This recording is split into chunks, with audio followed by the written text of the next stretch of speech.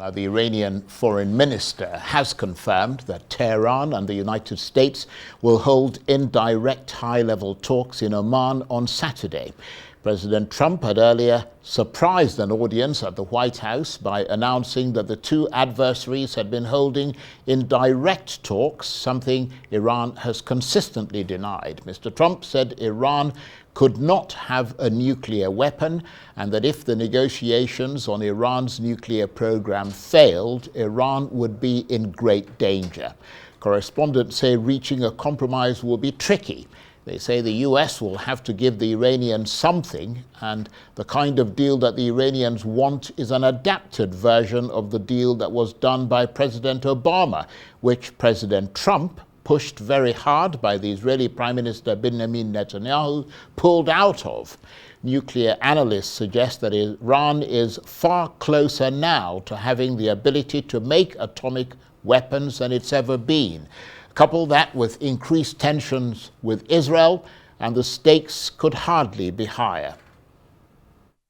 Talks with Iran, and they've started. It'll go on Saturday. We have a very big meeting, and we'll see what can happen. And I think everybody agrees that doing a deal would be preferable to doing the obvious.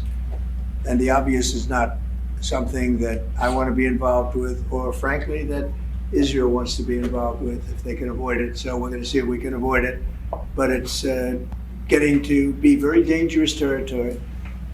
And hopefully those talks will be successful. And I think it would be in Iran's best interest if they are successful. We hope that's going to happen. A lot of people think that those talks are not going to lead anywhere because the Iranians will never give up their nuclear program. I think if the talks aren't successful with Iran, I think Iran is going to be in great danger. And I hate to say it, great danger, because they can't have a nuclear weapon. Well, for his assessment, I'm joined now on the line from London by the international affairs analyst, Dr.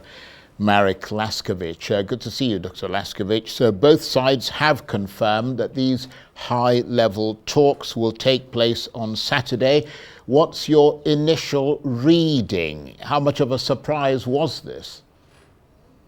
Well, it's not as big a surprise as all that, because there are many secret talks occurring all the time in the world about which we know nothing. USA-Russia is an obvious one, USA-Ukraine. There was even Ukraine-Russia. And so therefore that Iran and America have been secretly actually working together or talking together is by no means a surprise. Please note, Iran has helped out USA before when it, for example, deliberately delayed the release of some hostages so as to make Ronald Reagan's presidential career open with a success. So no, it's not all that much of a surprise. And the Iranians have described these talks as both an opportunity and a test, saying that the ball is in America's court. Is that how you see it? No, it's very much of now heading towards a standoff.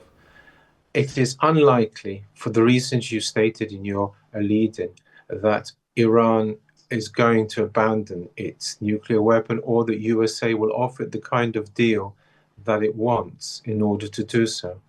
Therefore, I think the talks are not likely to succeed.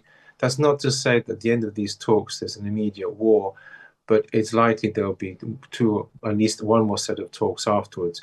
But it's unlikely they will lead to the result that either Iran or America wants. So what would be the point of the talks then? They're still hoping, both sides. USA, Donald Trump is hoping that Iran will give in. Iran is hoping that USA will give in to its demands. And to be quite honest, it's in today's world, it's very important, the PR aspect. It therefore follows that if one of the sides said it was refusing to talk, any future war would be blamed on it. And therefore, it's very important both to be seen to be having talks, and secondly, to avoid, if possible, saying I declare war, for example. I mean, that's just another of these things that never happens anymore for legal reasons. Well, I mean, President Trump also saying, as we heard there, I mean, he was talking from the Oval Office, that the Iranians would be in grave danger if there wasn't some sort of success following these talks. I mean, what do you reckon he means by grave danger? Oh, he's made it quite clear he intends to bomb Iran. He intends, in effect, to compel Iran to abandon its nuclear program. And this will be a tantamount to America finally entering into the war, if you like, now being waged in the world at Ukraine, for example, or in Gaza. I think it's also a possibility that rather he will utilize Israel to bomb Iran. That is another possibility, a very strong one. Either way, we're heading for a further conflict in the world as things stand. And a conflict that, by the way, moves us closer to World War III because Iran and Russia are ever closer allies. And following the trade war that's now broken up between America and China, China and Russia will be closer allies. Indeed, just recently, President Zelensky has stated he's captured some Chinese soldiers. So what I'm stating is that if this war breaks out, it will spread. Well, I mean, listening to you there, it sounds like you're saying that, you know, President Trump is ready to take the gloves off and go after Iran's nuclear installations. I mean, you think that the president would go that far and would risk getting into conflict with Iran? Well, as I said, there is a halfway house that what happens is Israel does the bombing, and that is a very clear possibility. I think he is slowly, yes, drifting into a frame of mind where he's prepared to start waging wars. And this, of course, means that more would be expected. Please remember, America has threatened Canada, Greenland, and the Panama Canal. And therefore, if he were to start with Iran, it would spread not only in the sense of out from Iran with Russia and China, but America might well be tempted to act elsewhere as well. And of course, Mr. Trump made the announcement of these talks with the Israeli Prime Minister Benjamin Netanyahu sitting next to him. I mean, is this something that will please Israel? Because, of course, Israel has been attacking Iran's nuclear facilities for some time now. Oh, yes. But then President Donald Trump has said everything that Israel wants to hear, be it about Gaza, be it about other Arab states, and now about Iran. So that comes as no surprise to us. The question is how far he's prepared to go and support Israel with regards to Iran. Although it has to be said, America in its own right also is not seeing eye to eye with Iran for a long time. There's quite clear a different body chemistry between President Netanyahu and President Trump. Please look at the ties and the suits of both men.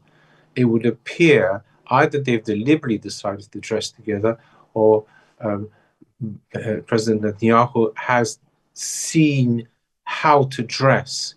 And this is very important. Compare the difference between this and the reception given to President Zelensky and how President Zelensky was dressed. This is a minor point, although, of course, fashion is extremely important, at least for many women. And this is actually a point of how close America and Israel are working together in a minor sense, which will also, as appeared, in the major field of politics as well. Please note, it is also suspected that the two leaders have been discussing the forcible deportation of Gazans. It's very interesting that you pick up on the the way they're dressed there, because, I mean, one now looks and sort of notices it. I wonder if you also noticed the very long ties, because Donald Trump's ties almost seem like they're going to sweep the floor. But, I mean, sorry, go on. Yes, I mean, sartorial elegance is very important. And he has his own way of doing his ties, which is quite true. But notice, President Netanyahu is doing precisely the same. I mean, they have dressed almost as a pair of twins. And this is minor but significant little detail. Indeed. And I guess the ace in the hole as well for Mr. Trump if I could call it that, is that the Iranian air defenses, I mean, assuming they were to go after the Iranians, have been greatly weakened by the Israelis, as have their missile defenses, and their retaliation capabilities are very limited right now. Yes, I agree. And this is where we come to the point I was making previously. How far will it spread? Is Iran under attack going to be a closer ally of Russia? Is China, now is facing an all-out trade war, also going to be an ally? If so, any deficiencies in the Iranian air defenses and incidentally in the nuclear weapons program could be made up, so to speak, overnight.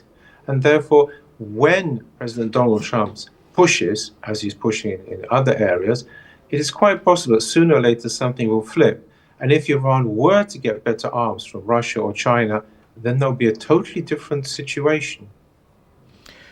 It's interesting that Mr. Trump is seeking, or at least appears to be seeking, a deal with Iran, and yet it was Mr. Trump who pulled the US out of the international nuclear agreement with Iran. Yeah, I think the question here is what would we mean by deal? A deal, for example, with Adolf Hitler was no deal at all.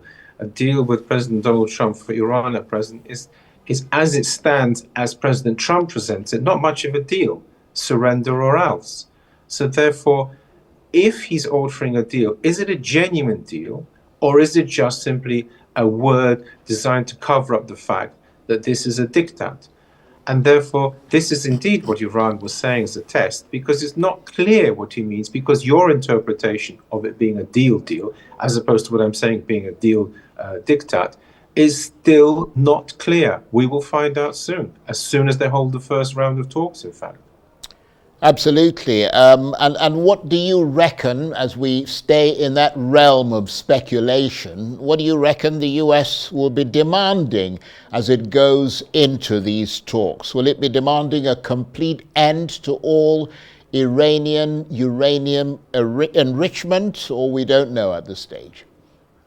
It's not clear, but I would guess that they want this dismantling of all facilities for not just the uranium enrichment, but all facilities are capable of making it, the handing over of all enriched uranium. In short, a total surrender on the part of the Iranians. Moreover, they would have to open up their peaceful nuclear program to visits by inspectors. And they've made it quite clear. President Donald Trump said it quite clearly. America can have nuclear weapons, Russia can have nuclear weapons, big boys like China can have nuclear weapons, Iran can't. Well, we're yet to see what Iran makes of that, but it will be on those lines of total dismantling of any ability to make a nuclear bomb. And of course, in that list of Israel also can have nuclear weapons, and in fact, from the American perspective, is the only one who's allowed to have them in the Middle East. Quite right. Israel is allowed to have them, and therefore this is yet one more galling point for many Muslims, that the treatment is quite different. And no matter how far the Muslims go along the line of being, if you like, allies of America to any extent, there remains this sort of apartheid, whereby they are not seen as being fit to have any nuclear weapons. However, there is, of course, a state that does have them. Remember, Pakistan has nuclear weapons, so it's not impossible to do it. However, it is quite clear that there is a difference between President Donald Trump's mind, and it's precisely this type of unipolar world which so irked Russia and China too. Dr. Laskiewicz, thank you ever so much. Dr. Marek Laskiewicz is the International Affairs Analyst who was talking to me on the line from London.